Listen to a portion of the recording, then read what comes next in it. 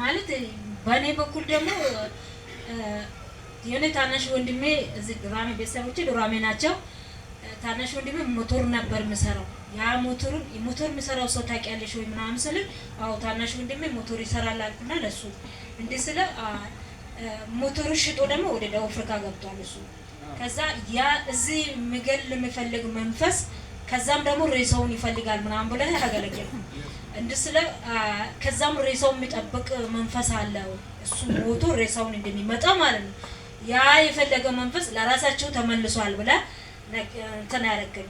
ከዛ በቃ ልብስሽን ጠብና ጠብቀው የሆነ ምትጂ ለቅሶ አለ አልኩኝ።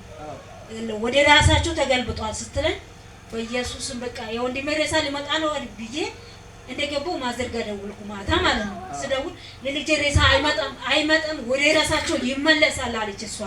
እንድስትላም የሆነ ጎረቤት አለ ለቅሶ ልብስሽን እንትን በጠብና ጠብቅ ስትል ሳምንቱ በቃ በአጋጣሚ ልጁ በራሱ ሞተር ሕክምና ሄደና በዛው ሐኪሞች እጅ ላይ ነው ሞተ። ኢየሱስ ጌታ አሜን። ምን ያገለገልኩት ሞተር የሚነዳ ሰው ሞተር የሚሰራ ልጅ ታውቂያለሽ ስል ወንድሜ ሞተር ይሰራ ነበር። አሁን ግን ደቡብ አፍሪካ ገብቶ ነበር እዛ ነው ያለው ብላ እሷ ስትናገር የጌታ መንፈስ እዚህ ሞተር እሱ እየሰራ ያለ እዚህ ለመግደል የፈለገ መንፈስ ነበር።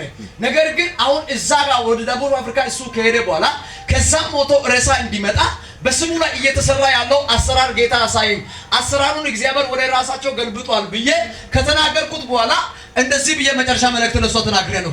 ልብስሽን አጥበሽ ጠብቂ የሚወጣ ለቅሶ አለ ትሄጃለሽ ብዬ ነግሬያት ነበርኩት። ትንቢት ማለት ነው። ጌታ የተናገረኝ ድምጽ ነው እንደነገርኩት ይላል። እሷንም እንደሰማችሁ ማለት ነው።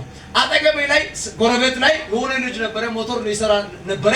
ሞተር ይዞ ሐኪም ቤት በራሱ ሞተር ላይ ሄደ። ሐኪሞች እጅ ላይ እየታከመ በሕክምና ሞተ እያለች ነው። በሞተር እሱ እየሰራ ያለ በሞተር ያስደገመ አሁን ደግሞ በሞተር ሄዶ ይዛ ሞቶ ይገርማል። እግዚአብሔር ክብር ስጡት። በእውነት ይሄ የእግዚአብሔር አሰራር ነው። ዛሬ አንድ ነገር አለ እኔ እናገራለሁ። በዚህ መልእክት ላይ በእነሱ ምስክርነት ላይ ቆመን እናንተ ያውጃለሁ።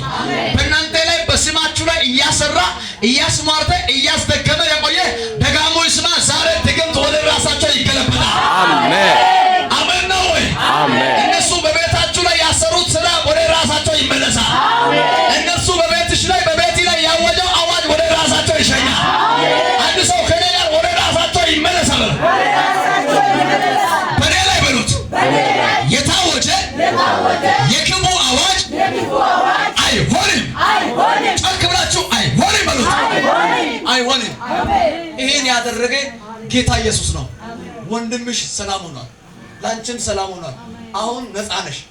በደህና ትወልጃለሽ። ሰርጀሪ አትደረግም። በሰላም ትገለግያለሽ። እግዚአብሔር ጣልቃ ገብቶልሻል። ከዚህ ሰዓት ጀምሮ ሰላም ሆኖልሻል። ተፈውሰሻል። ግቢ ወደ ቤቷ።